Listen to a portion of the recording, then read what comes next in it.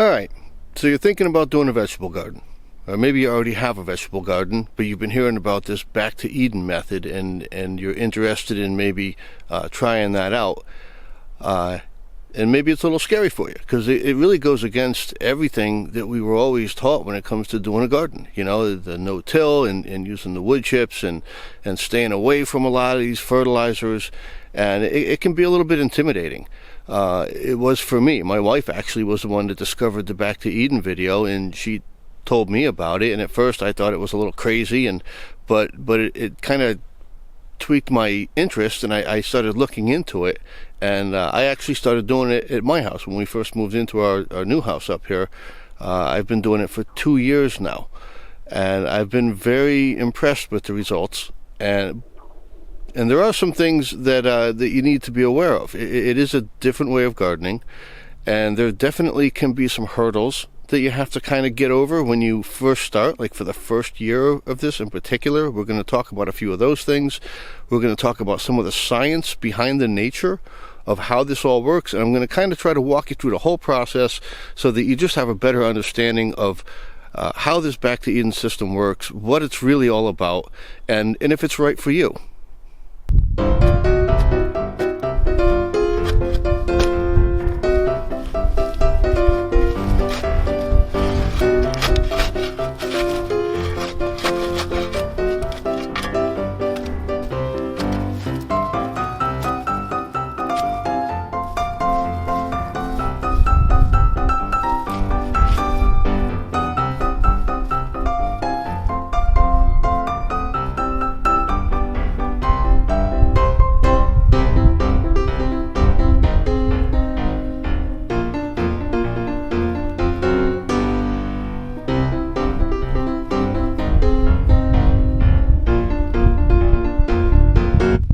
This is the canister my wife uses to store her oatmeal in.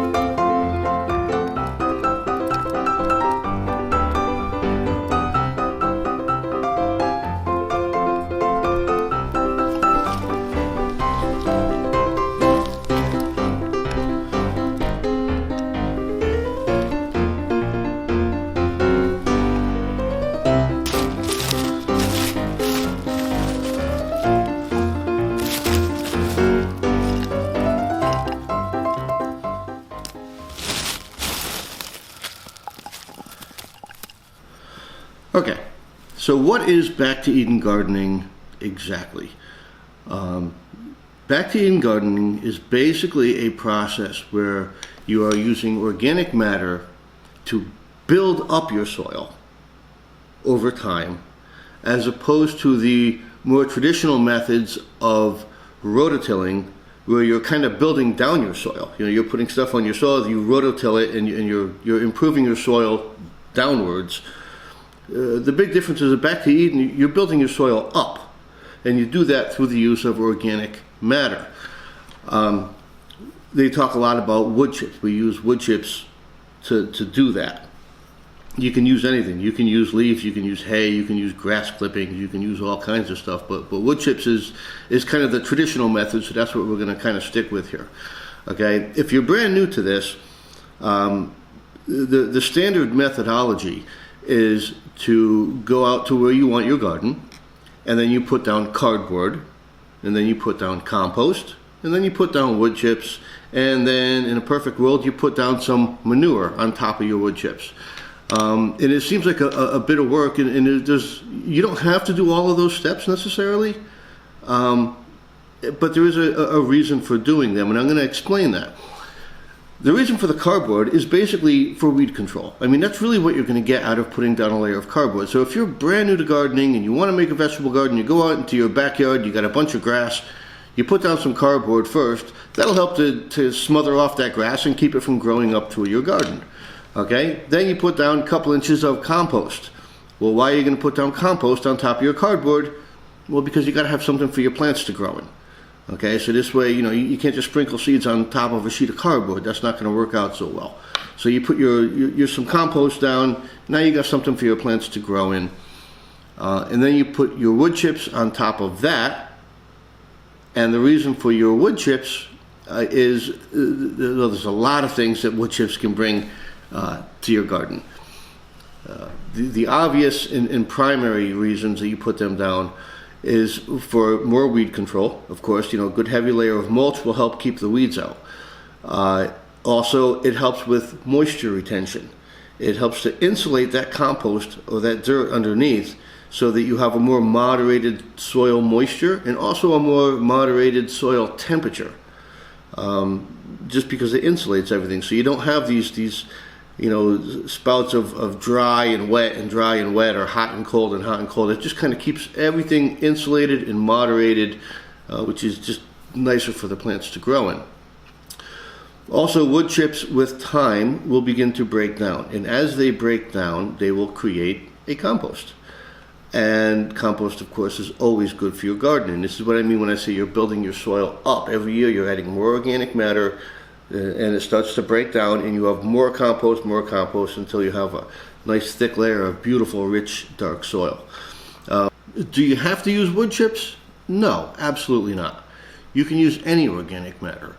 I think wood chips have become very popular because quite often you can get them in abundance for free. I used to work for a tree company. I was a tree climber for quite a few years, and we were always looking for places to get rid of these things. So a lot of times with a couple of phone calls to your local tree companies and just explain to them that you're looking for wood chips, a lot of times they'll deliver them to you for free. They just want to get rid of them. There's also things online called Chip Drop, which is you can sign up and local companies will take your information and they'll drop off chips to you. And they work. I mean, they work great. But you don't have to use wood chips. You can use any organic matter. You can use leaves, you can use hay, you can use grass clippings. You can be creative about thinking about what you can do to add more organic matter to your garden. I try to use everything I can, because I really think that diversity is key to this, especially because of that soil biology that we talked about in here. The more diverse your organic matter is, the more diverse your biology is going to be, and that's always a good thing. So you can use really anything. I use chicken manure tea. One of the things that I do to try to make sure I have enough nitrogen in my wood chips is before my growing season starts, I'm actually going to be doing it very soon, and I'll probably make a video about it, I'll use manure from my chickens and mix it with water, and I'll just dump that out there on top of my wood chips and let all that extra nitrogen from the manure can help to break down the wood chips and make sure I've got all the nutrition that I need in there. Wood ashes. I heat my house with wood. I've got 2 wood stoves. I also have a fire pit outside where I burn some of my yard waste and stuff. So I'll sprinkle wood ashes around in there too, which can add calcium and phosphorus and potassium and a bunch of trace minerals from your wood ash. So you can sprinkle those out there. There's a lot of things you can do if you start thinking about it creatively. There's a lot of opportunities where you can get all kinds of organic matter. It doesn't have to be just wood chips, and I actually recommend trying to use other things in there as well, so that you have a diverse accumulation of organic matter, which will give you that diverse biology in your soil that is so very important.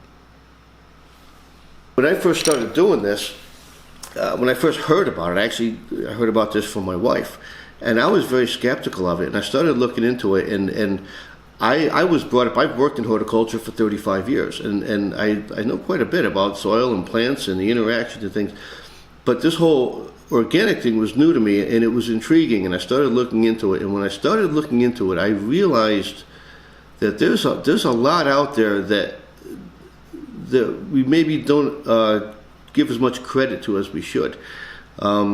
Relationships, symbiotic relationships between beneficial fungus and bacteria and plant roots, and how they, these fungus can help feed your plants. They can help to protect your plants from disease issues, and that's a huge part of what this is all about.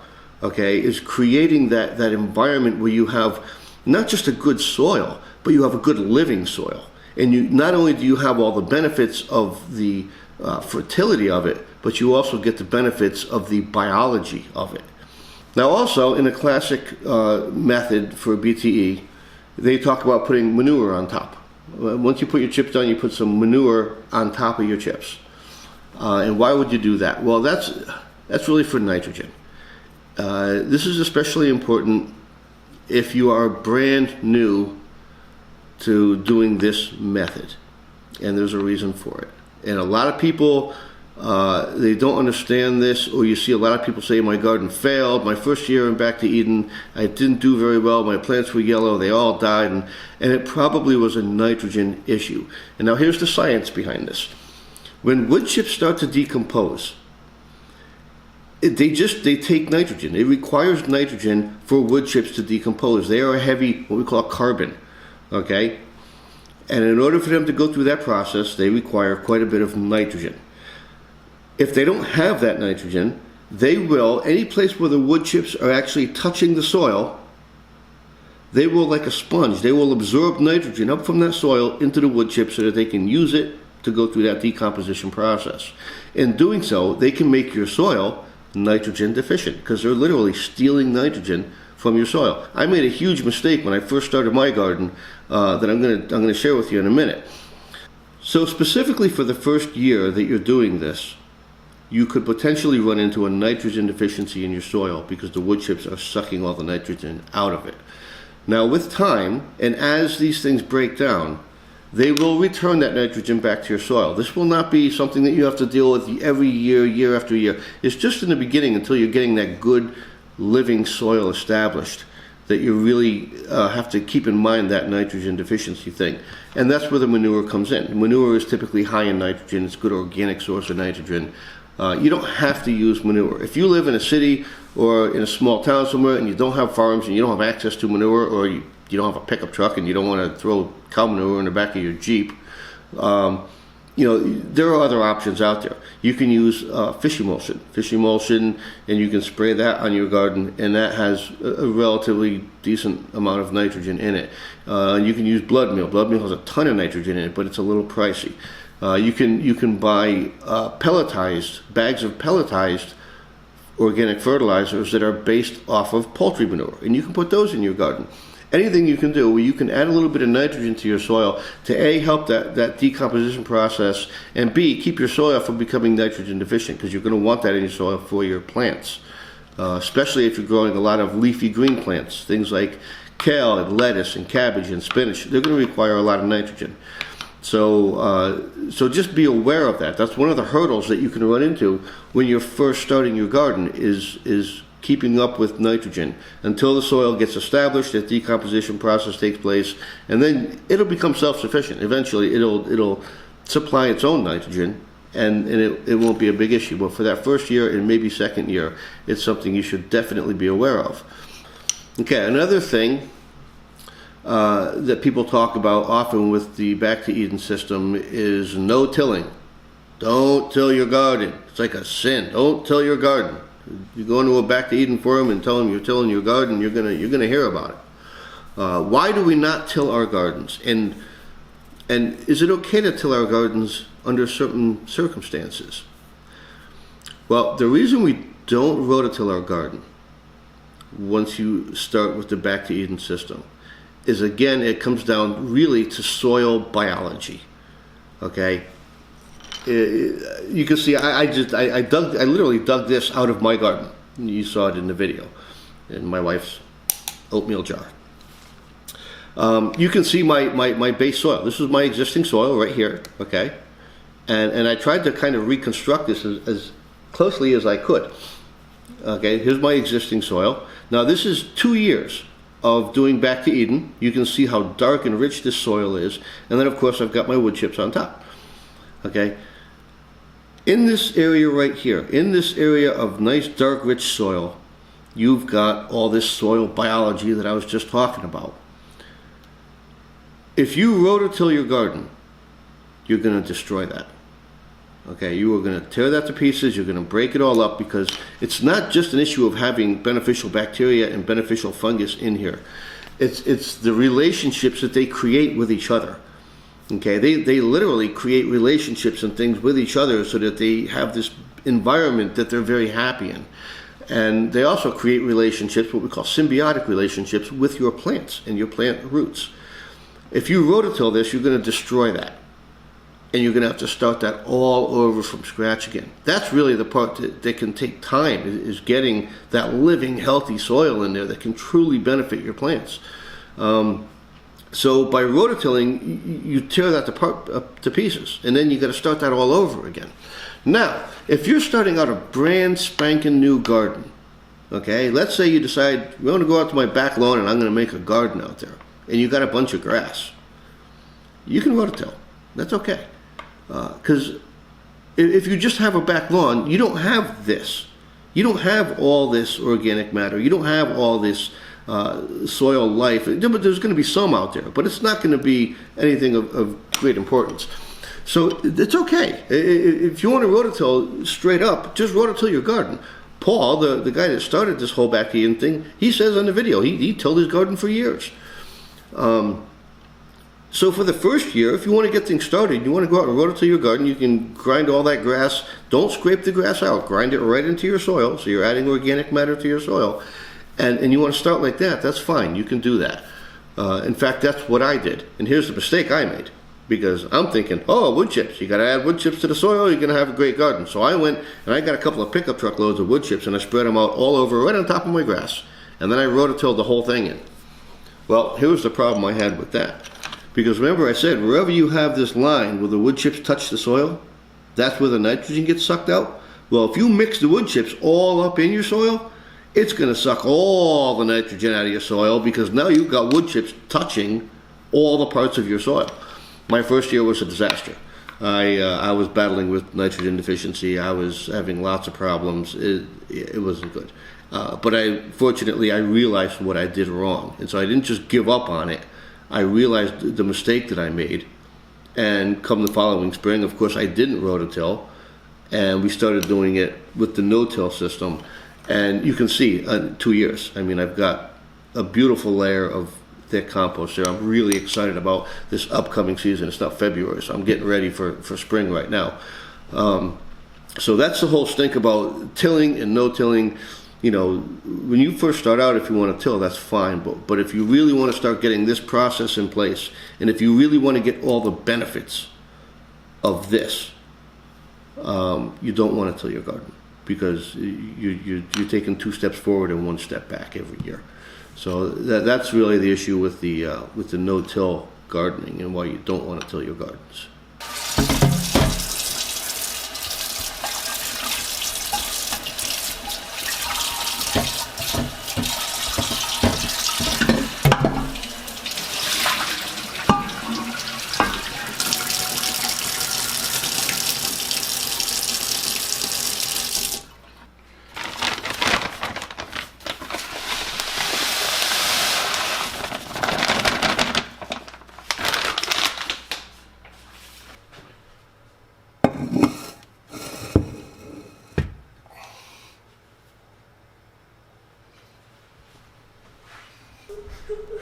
You're doing school, Alex, or are you coloring? Coloring. Oh, cool, look at that. Does that look like it's in focus? Yeah, but The jar? yeah, I think so. You used my big jar? Huh? You used my big jar? That's your oatmeal jar. Where is it now? Oh, I cleaned it. Okay. Perfect. I just recorded that whole thing. No. Okay,